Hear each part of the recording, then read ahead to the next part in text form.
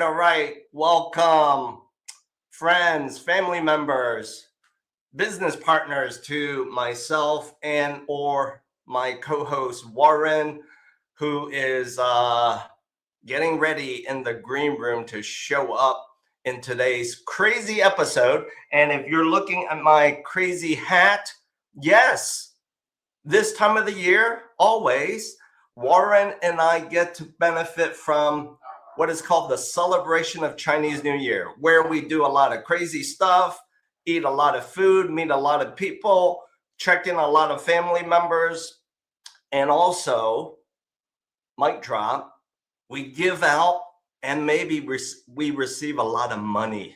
So we'll talk about that in a little bit. So with all of that said, let me make sure Warren, since he's doing something, he's on the phone. I see. He's wrapping up a phone call. He's hand motioning to me.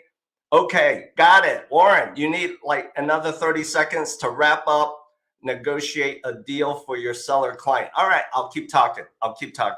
So, social friends, this is our second episode of Real Living in Bridgeport this calendar year. And OMG, time is a-flying because back to what we all know. This Sunday is the big game, Super Bowl. And I've got to ask Warren when he finishes his deal negotiation, who might he be rooting for? I really don't have a dog in the fight, but I'm curious to find out what Warren may be rooting for. So I see he hang up the phone. So let me bring him into the conversation. Here we go. Hey! Happy early Chinese New Year, people. Here's something for you guys. A little cute horse. You know what, Warren? Would you agree? This time of the year, every year, just as all of us Chinese prepare to celebrate Chinese New Year, the Lunar New Year, there's all of these cottage industries that pop up selling us stuff to celebrate the new year, right? Like that thing that you just showed me, right? Yes. And then also like alcohol too. Like, like they have these special editions. Yeah, not to mention my crazy looking hat. Right.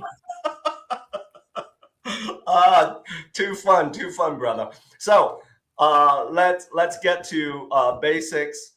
Chinese New Year will start next week, and it lasts for about 10 days. Now, I don't know about you, Warren, but my side of the family, well, not my family, not my side of the family, but my in-laws, because they are such a huge family. They start Chinese New Year early. What about you and yours? Same here too, but I think my wife is more interested about Valentine's than Chinese New Year. Yes. And I'm not gonna put you on the spot, but she's probably thinking, Warren, what are we doing? Where are you taking me, right? Right. I'll ask you offline maybe what your plans are. So as to not spill the beans and burst the bubble. Okay. Right. All right. So Warren, you and I both know this. and this is nothing to do with Chinese New Year, but this has really absolutely everything to do with the business of real estate. And that is when Super Bowl is right around the corner, once we get past the big day on Sunday, the cliche is real estate market busting wide open. Everything's for sale. Everything's ready to be bought. So talk to us about real estate. So let's talk about Bridgeport in Chicago. Yes, Bridgeport in Chicago. Not somewhere else. That's right. So the current market right now is still very slow. Like not a lot of inventory. I mean, there's inventories that pop up, but still very lack of it. Like maybe 1 or 2 a day if we're lucky. But still very slow. It's still a seller's market. But I mean, right now temperatures are freezing cold, so I think buyers are just waiting for it to warm up a little bit before they go house hunting. I am right there with you. I'm gonna ask you, have you looked at your utility bills this year compared to last year? You probably looked at it and threw it back down, right? I did the same thing. I looked at it and I can't imagine how much it went up. Same thing with property taxes too. So gotta ask the question, did your property tax go up? Yes, it went up. I want to throw it back to the city. You want to throw it back? You want to throw it back at Cook County? I believe you. Right. Hey, property taxes, like what's the other thing? Like HOA fees. They always kind of go up. They don't ever reverse direction, unfortunately. Right. Yeah. So there we have it. There we have it. Now, you talked about the fact that it's a slow market, but with what I heard, it's a slow market because there's not new inventory coming out of the gate yet, right? Correct. Okay. So maybe after Sunday, after the big game, all of a sudden, well, maybe as evidence when you were in the green room, you're going to have your phone lighting up because all of these people who've been sitting on the sidelines for 3 months, 6 months, a year are now saying, Warren, I'm ready to sell because it's the right time to sell. And that's also year of the horse. Right. They get more energetic, right? And more energetic to move around to look for houses. That's right. That's right. Hey, crazier things have happened, right? Yes. Crazier things have happened. Now, I want to ask you something because in previous episodes, I know you shared this with your audience, my audience, and our audience. And that is you have represented buyers buying brand new construction properties, right? Correct. So this is a spur of the moment, just came to my head. What are 2 pieces of advice you would drop right now today for people watching us in this live stream or as an on-demand recording? If they're thinking about buying brand new construction home, they want that new paint smell, they want to pick out stuff, blah, blah, blah. What advice would you give them? 2 pieces. I say if you want to get new construction, depending on the developer, you probably want to pick your own finishes. Yeah. Because you don't have to spend extra money after they put up like the kitchen cabinets and then take them down because you don't like the color or you don't like how it's designed. Right. That's probably that's one thing. And then usually I recommend getting 2 inspections. One before they have the drywall up, so you can know where all the wirings are. Yeah. So like, if you want to do like any like additional like add wires or like drill holes, you don't damage anything. Bingo. And I love that second piece of advice. You know why, Warren? Yours truly. I did that.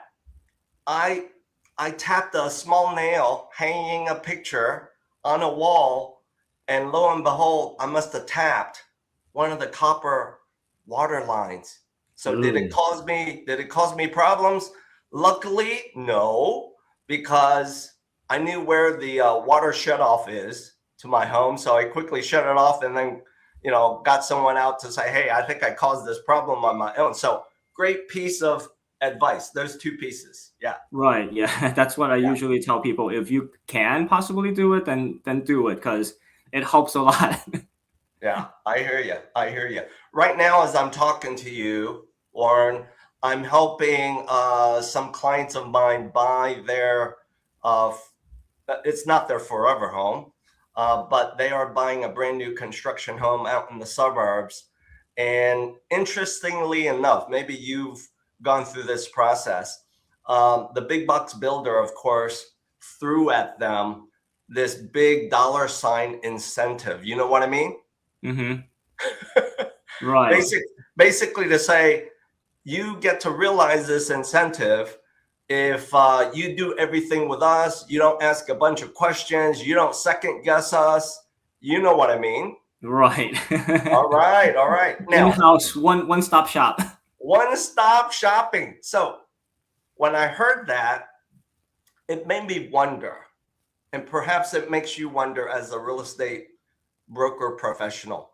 So if you're giving this 4 or 5 digit dollar incentive to buyers, big bucks builder, where are you cutting back to retain your profit margin? Think about that for a second. Are you using your C players as far as subcontractors? Right? Probably. Yeah. Because I've seen some that's actually not that great. Yeah. And that's why your piece of advice, the second one, which is get 2 inspections, it's so true. Get another set of eyes and ears, professionals to kind of scrub what the builder is doing. The builder is nothing more than a glorified project manager, right? Right. There you go. All right. Let's now shift to another favorite topic of yours, maybe less of mine. And that is the property owners, the tenants, the first-time buyers that buy in the urban neighborhoods of Chicago. And Bridgeport is one of, guess what, 77 neighborhoods. Am I right? Yes. Okay. So the favorite fun topic is, hey, Warren, what are some creative, crazy dibs ideas that you've heard or seen? Care to share one with us? Chairs would probably be the Chairs. usual. Hang on, like this? Yes. What about this? What about this one? Probably not the gas grill in the middle. This is what I call the spring summer dibs, Warren. Okay. All right. What about this one? Hang on, sit tight. What about this one? I'm going to make you wait just a little because it's so much fun. This is what I call the all-season tough dibs. You ready, Warren? Here we go.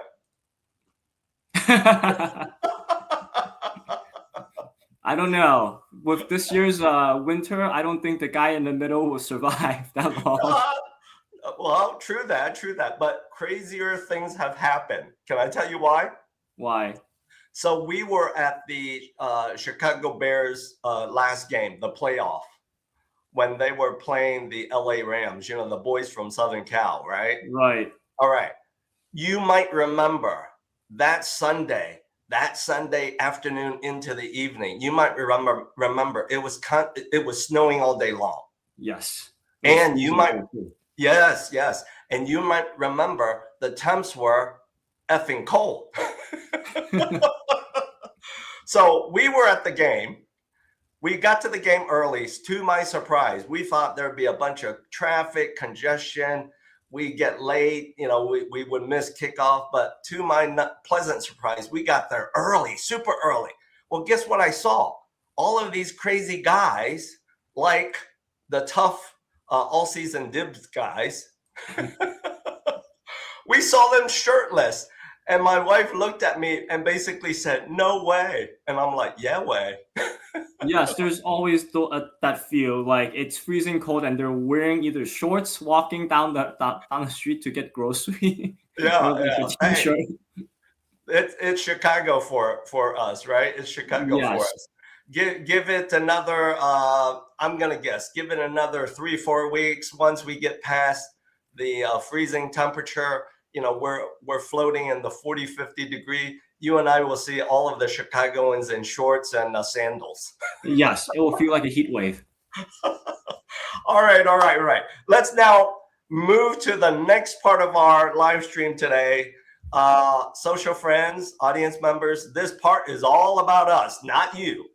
Again, it's all about us and not you. And what it is about is this crazy thing that's part of our Chinese New Year tradition. It is the giving and receiving of hongbao, otherwise known as red envelopes. All right, so Warren, got to put you on the spot and ask, what is the biggest hongbao that you've had to give out to someone? Biggest. Probably like around 500. Oh, okay. Don't share with me who or the name. We got to keep that anonymous. You're right. But yeah, 500 for a friend's wedding. Yeah, I can believe that. So that is a big one. That is a big one. I think you kind of beat me to it. I think the biggest one that I've had to let go of was about 300. How's that? And also, pretty fair amount. Yeah. Also for a wedding. All right. Also for a wedding. So, what's the biggest hongbao red envelope that you've received? Probably like 100 or 200. I can't That's remember. it. Come on. Yeah. I know you got a lot of friends and big family. That's it. Yeah, that's it. All right. Nothing great. Nothing crazy. Okay. I'm going to share with you the biggest hongbao red envelope that I've received. You ready? Yes. Drum roll. $1,000, man. Wow. It was when we got married. Oh, wow. Congrats on that. Yeah. So, in the spirit of talking about Chinese New Year, right? We know this. We visit a lot of relatives. We go see a lot of friends. We eat a lot of food, and we have to either give and or receive a bunch of these hongbaos, right? Yes. Out of curiosity, for Chinese New Year celebration, what's your favorite food? Favorite food? That's tough. You got way too many then. There's the roast pork, which is good. Yes. And then there's also like mushrooms, yes. And then also like the abalones, like the mini abalones that they make sometimes. So Yep. it's very hard to choose like a favorite. The favorite, yeah. And I'm curious, does your family do the vegetarian meal early in the celebration, and then you feast on the roast pork and all of that later, right? Yes. Yeah, same for mine. All right, we share that in common. So, audience members, yes, this last part of our live stream today was all about us, about Warren, myself, how we celebrate Chinese New Year, and here's what I'm going to drop for you. Social friends, if you have people within your orbit who are Chinese or just flat out Asian, absolutely, say Happy New Year to them. 恭喜發財, 新年快樂. That's one dialect, by the way. And then if you are really good friends with them, give them a red envelope. That's what I would encourage you to do. And for those of you who are saving your red envelopes from when you were a little baby, 3 years old to the age of 18, and let's assume you were getting $50 red envelopes from 10 people. I'll let you do the math, Warren, but I'm going to fast track you. That's a pretty healthy size down payment for buying that first home. Yes, I completely agree. So that's what, would you agree? That's why our culture, the Chinese, they love real estate, don't they? Yes. Yeah, the more the better too, right? Right. All right. So on that note, as we wrap up today's live stream of Real Living in Bridgeport, if you love real estate, if you want to own more real estate, or you just need to own your first piece of real estate, How can we help you accomplish that goal? All you need to do, ladies, gentlemen, friends, and children who have come of age to sign a real estate contract, all you need to do is simply scan the QR code next to Warren to start a conversation with him. And if you need my help to borrow just a little bit of money because all of those red envelopes totaling in front of you falls a little short, scan the QR code next to me. Together, we will serve as your dream team of real estate. So, Music Posse, play us out and hang tight. My Music Posse has learned, Warren, how to play some Chinese music. Get this. You ready? Let's go.